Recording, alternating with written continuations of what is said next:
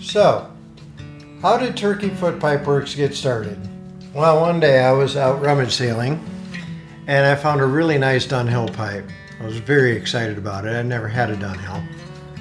Came home. My wife, on the other hand, was not so excited about the purchase, and she suggested perhaps I should make my own pipe.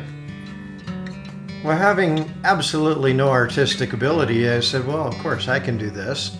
I had very few tools, so I ordered a pre-bored briar kit and a Dremel tool, and I shaped my first pipe, which turned out okay. I sold that pipe later for less money than it cost me for the materials to make it.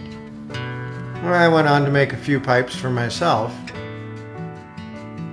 And one day while I was at work, some of my co-workers saw the work that I had done, and they liked it and they wanted me to make a pipe for them. So I made a couple of pipes for some of my co-workers and again sold them for less than the materials.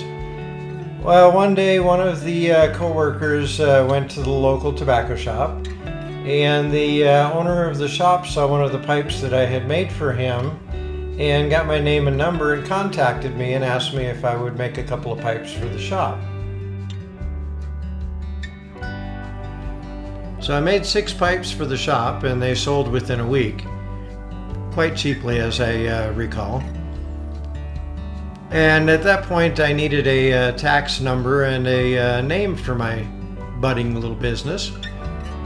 So I went out spring turkey hunting, and while I was sitting there in full camouflage waiting for Mr. Gobbler to come along, I was thinking about a name. And I was thinking, okay, all the good Italian names were taken. So I was thinking, okay, turkey beak, turkey beard, turkey foot. I like Turkeyfoot. One of the things I noticed when I started making pipes is the way the nature that the burl wood that we use, called briar, the way the grain fans and moves and turns. And with a little bit of attention and patience, you could literally see the pipe inside the block of wood. So I knew at that time I wanted to make pipes that were very organic, free-flowing, freehand style pipes. The second thing was, when I was started smoking a pipe, I was a college student, and Preben Holmes and Ben Wade pipes were all the rage. Beautiful Danish freehands that I couldn't possibly afford at the time. And I realized at that point that I very much wanted to make pipes that were affordable for the average person. So now, 11 years later, we moved to Ruidoso, New Mexico. There was no place to even buy a pipe cleaner or a cigar cutter in town. And we decided to throw caution to the wind and open our own shop.